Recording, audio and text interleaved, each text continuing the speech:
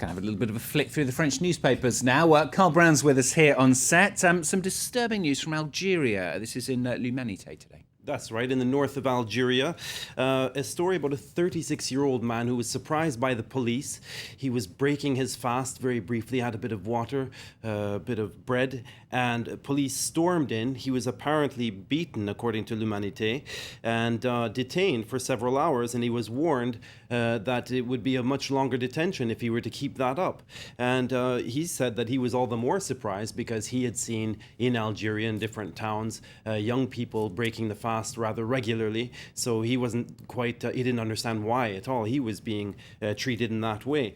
But as I say, it was L'Humanité reports this case as it's not at all isolated. They said that there have been reports of other people being detained, questioned for breaking the fast. And fasting also causing controversy here in France.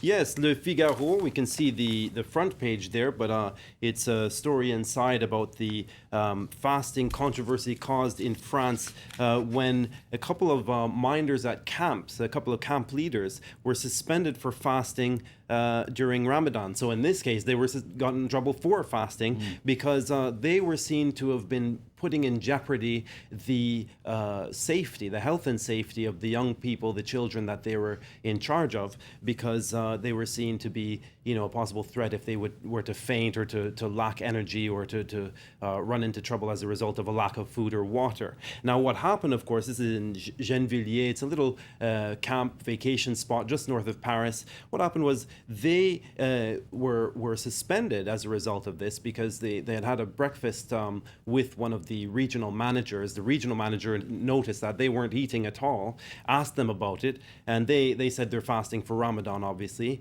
and they were questioned about it, and they said, well, listen, you wouldn't interrogate a bus driver or a train driver as to whether they're fasting. So, we should be respected for our religious right to fast as well. And what happened was the very next day, this is a couple of weeks ago now, they were suspended, but it unleashed such a firestorm in the media that the mayor of Gennevilliers decided actually to recant and to say, okay, we're no longer going to suspend you. And as a result of that, they basically said, okay, we'll put into place some measures so that people are kept safe, but we'll allow fasting to continue during Ramadan. Okay, we're talking of summer holiday camps. It's almost summertime for the government. Yes. Now it's basically like a kind of a look back report card on the class of 2012, on the government, and in particular, top of the list, the best student is seen as Jérôme Cahuzac. That's in Le Parisien. They said he had to find billions of euros in savings this year to make up for the famous budgetary shortfalls, and it's about 7 billion in tax increases that amounted to. So Le Parisien kind of measures that up, saying, well, whatever you think about the justice or not of the actual rise in taxes, it was pretty impressive to come up with those kinds of measures in just a matter of weeks, really. We have to remember it's only been 11 weeks in power, this government. And, but of course, it's not across the board that the class of 2012 is getting such glowing reviews. No, Le Figaro, not surprisingly, not being quite so enthusiastic.